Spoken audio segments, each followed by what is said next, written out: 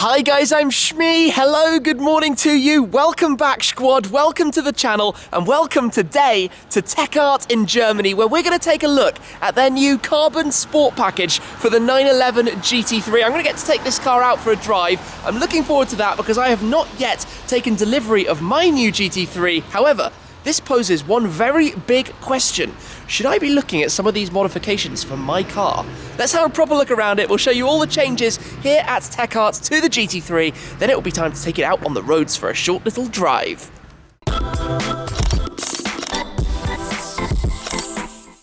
Let's go for a walk around of TechArt's 911 GT3 and I'll show you the parts that make up the carbon sport package, the factory components that are upgraded and now finished in carbon fibre, as well as TechArt's own bespoke custom parts that are installed on this car. So that includes the front bonnet, the side skirts, the rear wing, and a retrim to the interior, as well as their own custom steering wheel. So wait till you see the inside as well. It makes for a very smart combination finished in the Guards red.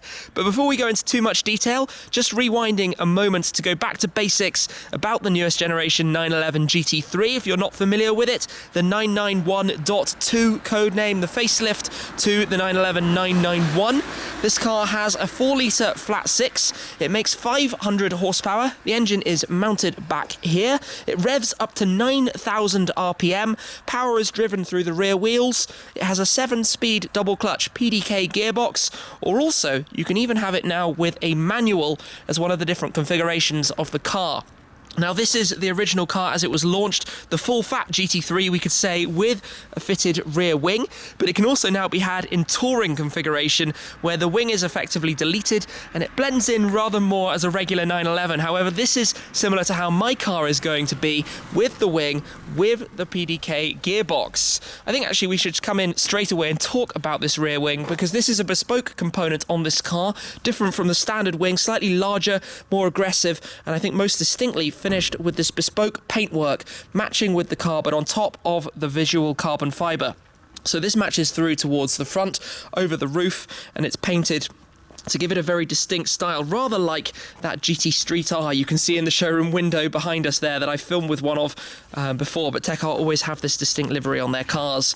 Now in front of that you can see the Ram air scoops here on the rear deck, upgraded to now be in carbon fibre. They're satin black on the standard car. In fact, the standard car would have the wing painted in body colour with satin black end plates at the edge of it. If we come down towards the rear and have a look at the back down here, we've got the carbon fibre diffuser above the satin carbon exhaust tip. So it's the standard exhaust system, revving up to 9,000 RPM, but with the carbon fibre finisher on top of that, and you can see it meets very nicely in the centre of the car. But again, this can all be had in glossy carbon or in satin carbon should you prefer. The carbon continues around the side, so this is a new design side skirt, different to the OEM one, which would be more curved around underneath the car. And it just makes the car look a little bit lower and have a little bit more presence on the road. And that goes in also with the carbon fibre mirror caps that you can see. Now we come round towards the front to take a look at the bonnet. I think the most impressive part of the car, full visual carbon fibre, finished with the painted stripes that match in again with the design, wearing TechArt's badge, of course, at the very front. But this is slightly reshaped from the standard car, so it sits up a little bit higher, and that gives it a little bit more aggression when you look at it around the front of the car. When we come down to more carbon fibre, if you love carbon, this is basically heaven right now. The additional scoops there around the front of the front vents, and the carbon fibre splitter down at the base, which is normally a much cheaper, almost plasticky rubber part down there. So other things to talk about: the wheels, the Formula 4 race style wheel, 20-inch wheels, centre lock in the centre, painted in the dual tone with the black, with the red accent stripe again to match in with the outside of the car. And one other thing I didn't talk about was these covers, a TechArt highlight almost, having the covers around the outside of the front lights. So let's come and take a quick look at the interior, which, like I said earlier, is one of the most impressive parts. So I've got the key here, and just give it a unlock and jump inside to take a little glance. Now this has been heavily upgraded and reworked from the standard car. So for example, if we take the seats, now retrimmed to have the red stitching, new Alcantara, perforated Alcantara installed into the centre with their own stripe design, completely reworked, restitched from standard. Take a look at the steering wheel. This is their custom, slightly smaller than usual steering wheel with their own inlays painted to match the exterior colour. You can see the inlays continue around the air vents, parts like the door handles. If you come through to look at the gear stick for the PDK, you've got that double stripe around the base of it, and then the different parts up top also matching in the red. Even the toggles for the air conditioning vents, I notice, are matched to that style. And then the shift paddles have red Alcantara on the back as well. I've always thought that was a very nice touch that you could have on the car. So this car's finished in a very similar way almost to mine, with bucket seats, with harnesses. The red harnesses going very well with this colour, not necessarily so well with the green of my car. That's something to look at in the future. It's got a cage in the back, track work prepared, and I think that's pretty much what the GT3 is made for. But this is a super smart interior. If you see the standard car, it's upgraded in a very nice way. Even the carbon fibre trim panels that you can see inside are customised and additional on this car, and to match with the exterior. So all, I think, fair to say, inside looks very nice. The outside looks really rather nice as well. But I think we should jump in it, go for a little drive, just because that exhaust needs to be heard a little bit. It revs up to 9,000, and while I'm driving I can have a think a little bit more about whether these are the kind of upgrades and modifications that I should think about making to my car when I pick it up. I'm interested to know your thoughts as well, but let's jump in, take it out for a little drive. Get ready to hear it.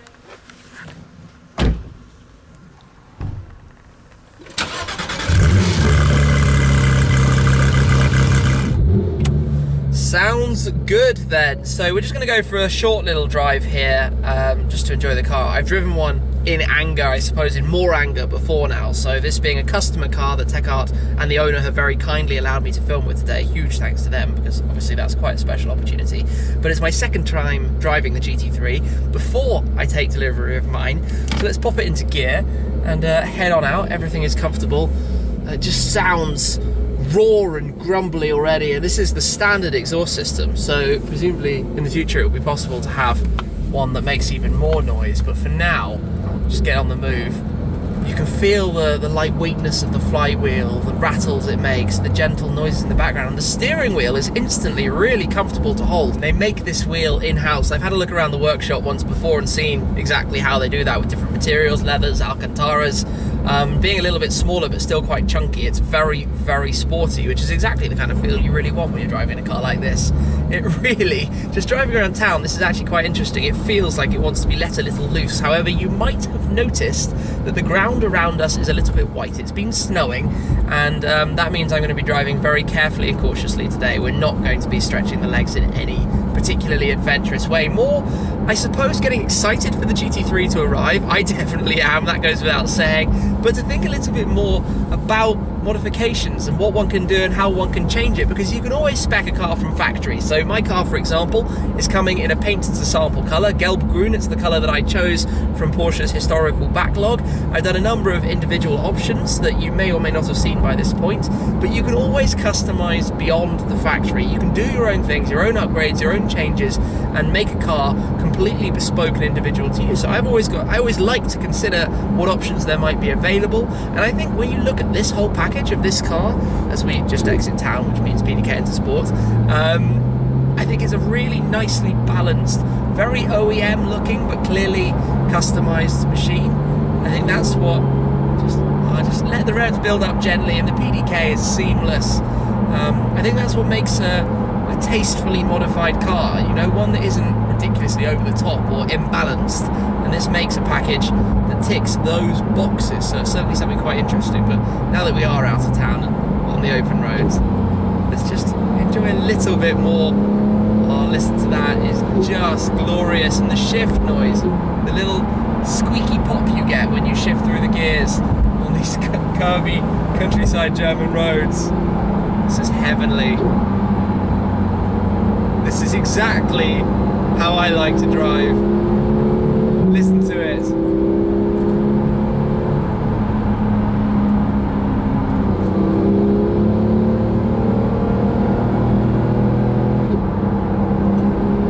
about the GT3 is that the front end just turns in the most beautiful way. It's an extraordinarily balanced car to drive, and that's why nothing's modified or changed on the performance side of things. It's purely aerodynamic and cosmetic and appearance on this car, which I quite like as a package, because Porsche spent huge amounts of money engineering and creating a car like this, the GT3. Why would you want to change that immediately? And although I might take that back in the future, but when it's brand new, it should be kept standard until you want to inject more life, I think, into the car. And certainly with a car like this, the naturally aspirated sound of the engine, it's all there to be enjoyed. Okay, let's put it into manual, just so I can control the revs, let them build ever so slightly more. Even with the standard 500 horsepower, I mean, obviously I'm not putting my foot down and flooring it, but it's a lot of power, and this car set a 7-minute 13-second time at the Nürburgring, which kind of shows how quick and capable it is when you're putting it in the right hands and going for it around a circuit. It's not so much a road car, even though it can be driven comfortably on the road. It's clearly designed as a track-focused machine. Porsche GT, they're about going fast. Look at the GT2 RS and the time it's done. 6 minutes 47 is it around the Nürburgring, which is just absolutely insane. Anyway, this is quite a bizarre car to be driving in this location right now, but let's listen to a little bit more of the revs, just let them unwind. It's a heavenly soundtrack, and trust me, when you hear it right up at the top end, as you've heard in my other video, just glorious. I cannot wait now till I have my own GT3 and I can do this and just enjoy driving it. But when I shift up a few gears, the thing that mesmerised me the most the first time I drove it, and it is still doing exactly that, is the speed of the gearbox. The shift, just going down 1 or 2 here. You pull it and it just instantly shifts. Somehow the needle moves that quickly. The revs rise and the engine matches into the next gear. PDK is a wonderful gearbox, and it is mated so well with this engine. The combination of the double clutch with this engine, this flat 6 engine, it is completely made this way. And I know the purists will say I should have bought the manual, but I think the way the car is set up and my intended usage on the track, etc., that is why this just makes sense. And when you drive it, honestly, and you enjoy the experience of that combination, of that setup, it's something else. You just let the revs build and flip it straight into the next gear, and it does it so seamlessly, efficiently, super quickly, and with that incredible sound as well. So it's just a perfect combo. Anyways, this was just a quick little drive to take the car for a couple of kilometers and driving up the GT3 to soften the way to what we think a little bit about the modifications for the future. Back at TechArt then, and one more thing just to talk about on the interior. The seats in this car are the folding bucket seats. So you get a number of options on the GT3. I have the fixed 918 style seats coming for my car, but these ones that I showed you earlier can fold, so you can see the lovely carbon back, but it gives you ability to put stuff in towards the rear rather than just using the front luggage compartment. Perhaps not quite as supportive as the 918 seats, not quite as light, but pretty decent, to be honest. I like them a lot. Good comfortable seat. Then if we come round towards the bonnet here, just open this up, which is spectacularly lightweight, as you'd expect, being carbon fibre. Just got to find the edge, got to watch out because it's actually a little bit sharp along there, but carbon underneath, and I love the embossed TechArt logo that they put underneath their bonnets. This is fantastically light. You wouldn't believe as a component, just getting a glimpse or feel of it here holding it up. So I think overall this is a really, really, really smart package on this car as an overall effect. You know, the way the carbon splitter comes around here, if you like your carbon, which I definitely do, this works out as a super nice balance, and I'm a big fan of this genre of styling around the front end and carrying on those stripes over the roof as well, and just making a car a little bit more bespoke. So big points from me go for the TechArt Carbon Sport package on the 911 GT3, but very interested as always, guys, to hear your feedback. What do you think of the look of this car? Do you like the changes that they've made away from standard? Do you like the fact that you can have all of this carbon fibre that isn't available on the regular car? You can have certain little bits, but you can't have the exterior like this, and the diffuser and the skirts, etc. They're all satin black, a dark plastic, and this is much, much smarter. I'm not the biggest fan of the red accent stripe around the wheel, I'm not going to lie, but having a carbon wing on the back of a car is always a lovely thing. So that is probably my favourite, I think, highlight or aspect of this. Anyway, I'm going to wrap it up there. As you can probably tell, it's really rather cold here, but it's been fun taking out the GT3 for a drive, so thanks again to the owner and thanks to TechArt for the opportunity today.